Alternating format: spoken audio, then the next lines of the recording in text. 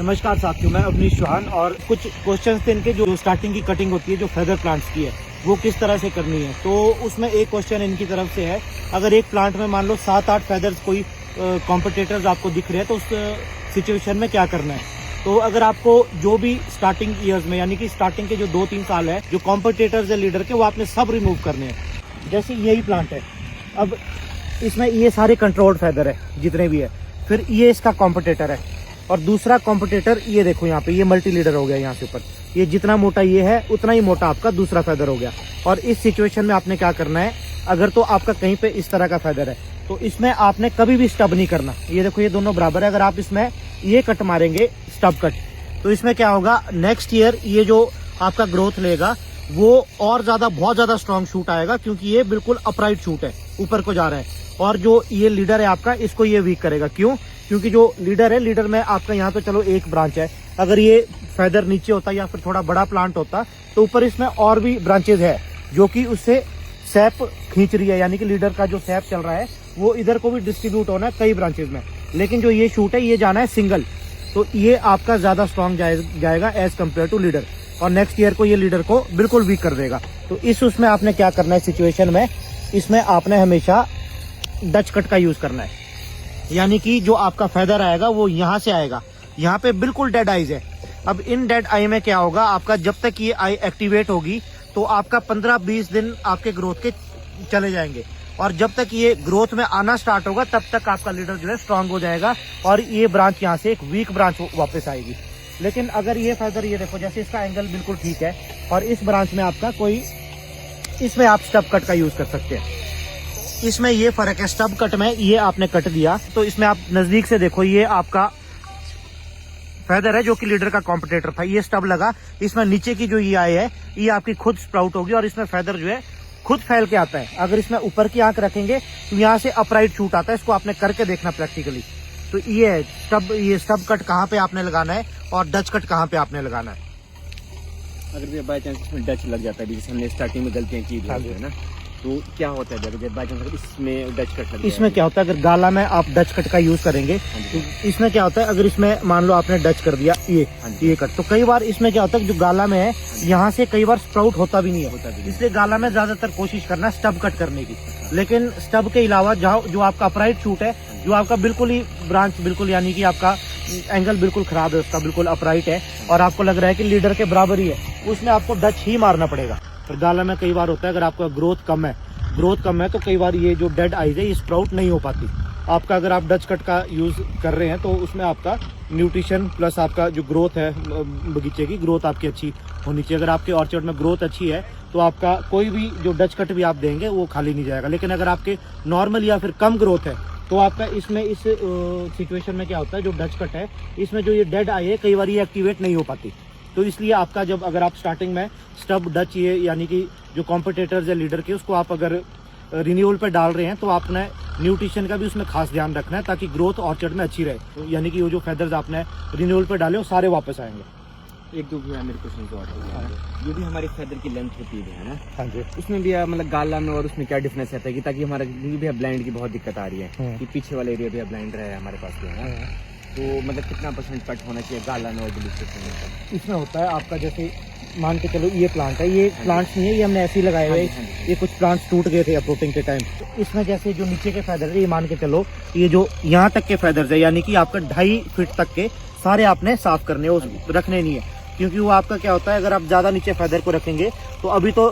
ठीक लग रहा है लेकिन जब इसमें क्रॉप लगेगी तो बहुत ज्यादा डाउन हो जाता है, क्योंकि क्रॉप लगने के बाद फेदर झुकेगा। तो इसलिए थोड़ा सा ऊंचा रखना है ना, और मान के चलो ये प्लांट ऊंचा ही है, इसको जो ये सारे आपके जो फेदर्स है इसमें जो बचे हुए लीडर के हिसाब से 20-30% का, तो इस उसमें आपने क्या करना है लगभग ये कट मारना है। फर्स्ट ईयर में तो यही आपने हर एक उसको लगभग 40 से 50% पे कट देना ही देना है ताकि ये पीछे का एरिया जो है आपका ब्लाइंड ना जाए। क्योंकि गाला में क्या होता है अगर बहुत ज्यादा आगे कट दे रहे हैं तो पीछे का ब्लाइंड जाता है, अगर इसको ओपन छोड़ते हैं तो आगे इस पर फॉर्मेशन होती है, पीछे का ब्लाइंड जाता है 50-50 का रखते हैं। हाँ, लेकिन अगर आपके पास नेक्स्ट ईयर आपको लग रहा है कि ग्रोथ बहुत एक्सेस है, इसमें क्या होता है अगर आपका ग्रोथ बहुत ज्यादा एक्सेस है तो अगर आपका कंट्रोल्ड फेदर है, मान के चलो ये फेदर आपके इतना आया और आपके पास ये आपका कंट्रोल में आ गया है फेदर, लेकिन जो फेदर तो आपका कॉम्पिटिटर्स है उसको तो आपने सोचना भी नहीं है, उसको तो आप रिन्यूअल पे डाल दो। जो फेदर्स आपके कंट्रोल्ड है, अगर आपके ऑर्चर्ड में बहुत ज्यादा एक्सेस ग्रोथ है तो उस वे में आपने आगे से क्लिक नहीं देना,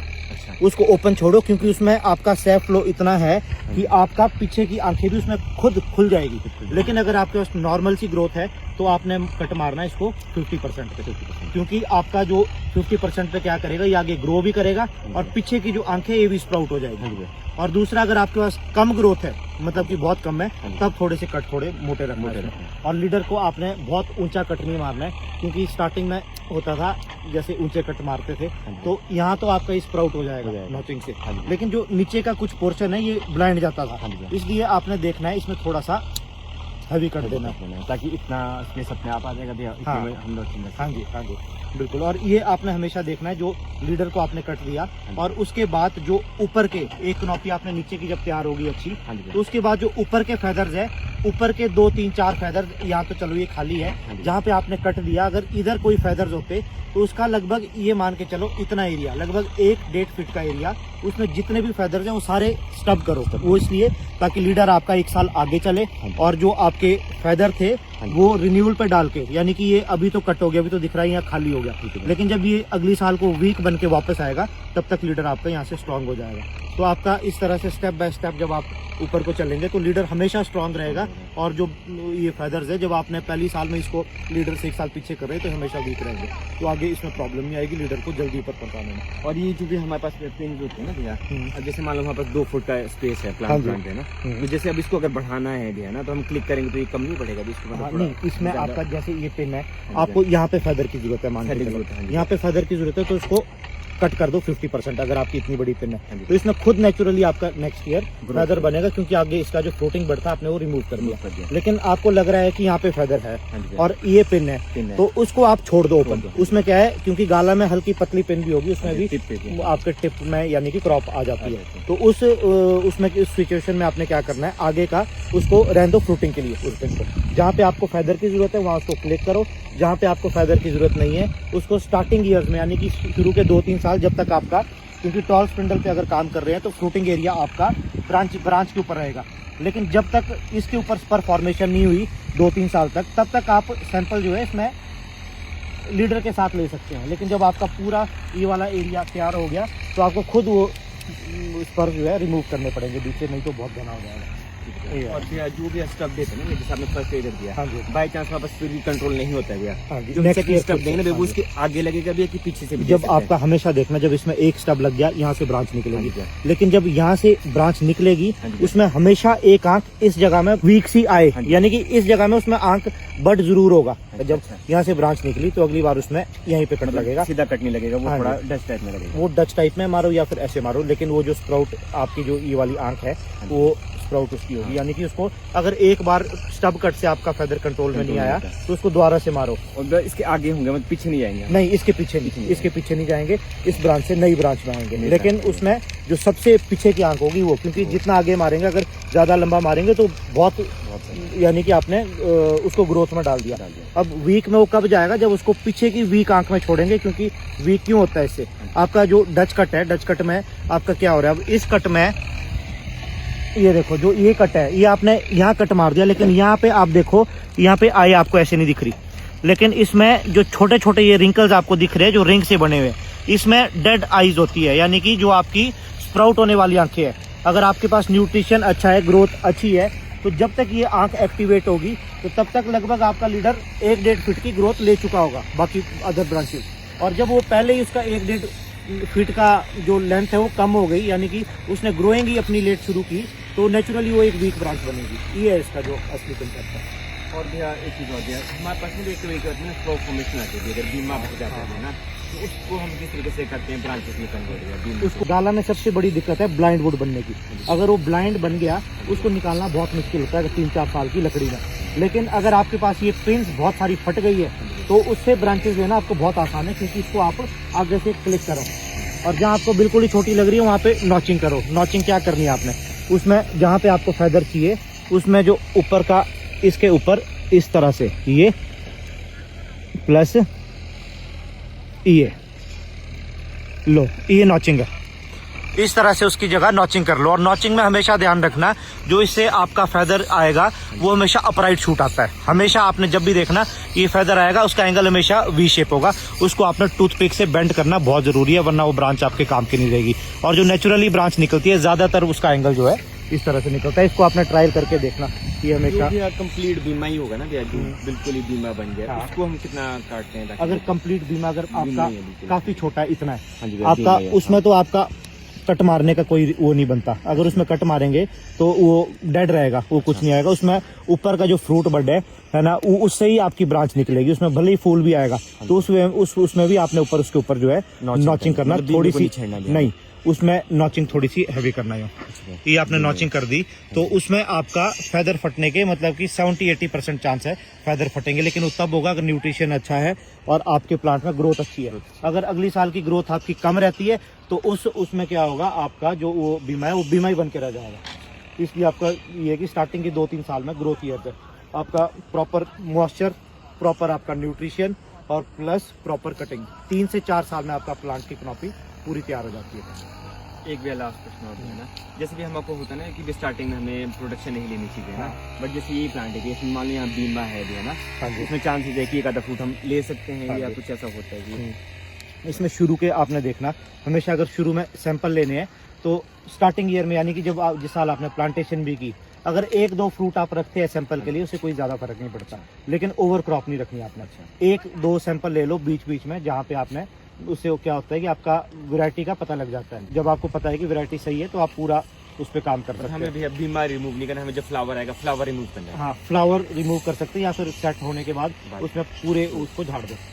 क्योंकि क्या बोलते हैं आपका, और उसमें क्या होगा जब पहली साल आप क्रॉप लेंगे या दूसरी साल भी लेंगे, उसमें ऊपर की कनॉपी लीडर के साथ नहीं रखना है, उसमें रखो नीचे की जो आपका स्ट्रॉन्ग कनॉपी ऑलरेडी बनी हुई है, तो वहाँ पे आप कहीं ना कहीं सैंपल रख सकते हैं। तो उससे ज़्यादा फर्क ग्रोथ में नहीं पड़ता, क्योंकि शुरू के जो 3 साल है उसमें हमेशा आपने ग्रोथ पे ही फोकस करना है। ग्रोथ अगर आपके शुरू के 3-4 साल में अच्छी है और तो आपके प्लांट की कनॉपी ये मान के चलो 4 साल में पूरी हो जाती है। और भी जैसे इस बार भी ड्राई सीजन चल रहा है ना, बट हमें प्लांटेशन भी करनी है, तो भी हम जैसे नीचे तो भी हम मॉइस्चर मेंटेन कर ही रहे हैं। तो जैसे इम्पोर्टेंट प्लांट्स होता है इम्पोर्टेड में कि भी हम ऊपर से शावर देते हैं भी है ना, आगे अभी भी और आगे गर्मियों में भी, तो हमें मतलब वो ऊपर उनमें भी जरूरत है करने की जरूरत। जैसे आजकल अगर पानी है तो आजकल आपने देखना रात को अगर स्प्रिंकलर हल्का सा भी चलाएंगे तो सुबह के लिए पूरा जाम हो जाता है, तो उसमें क्या होता है आपका चिलिंग पीरियड्स भी आपके काफी हद तक पूरे कर सकते हैं आप। बट बहुत ज्यादा ओवर वाटरिंग नहीं करनी कि आपने उसके चक्कर में नीचे बिल्कुल ही गीला रखा। उसमें क्या होगा, सेब की जितने भी आपका कोई भी प्लांट है, M9 की रिक्वायरमेंट वाटर की थोड़ी ज़्यादा होती है, जितना ड्वार्फ फ्रूट होगा वाटर रिक्वायरमेंट उसकी ज़्यादा होगी। ज़्यादा वाटर रिक्वायरमेंट ऐसी नहीं कि उसको पानी के बीच रख दो, उसमें आपने मॉइस्चर जैसा ही है, यानी कि मिट्टी जो है वो ऐसी, ये देखो जैसा ये है, ये मॉइस्चर है, देखो दबा के से पानी नहीं निकल रहा, लेकिन ये मिट्टी कंबाइन हो रही है। लेकिन अगर आपकी ये कंबाइन नहीं हो रही बाई चांस, ये देखो अगर कम मॉइस्चर है तो ये देखो ये कम मॉइस्चर है, आपका मॉइस्चर चाहिए ऐसा। अगर इतना मॉइस्चर है तो आपकी रूट्स कभी खराब नहीं होगी और प्लांट स्ट्रेस में नहीं जाएगा। लेकिन अगर इससे ज़्यादा आपके दबा के उससे पानी निकल रहा है तो वो आपकी ओवर वाटरिंग है। अगर लगातार गिला रहता है तो फीडर रूट्स जब निकलती है तो वो वाइट कलर की होती है और वो चलेगी। लेकिन अगर आप ज़्यादा गिला रहेगा तो वो आपकी सड़ जाएगी,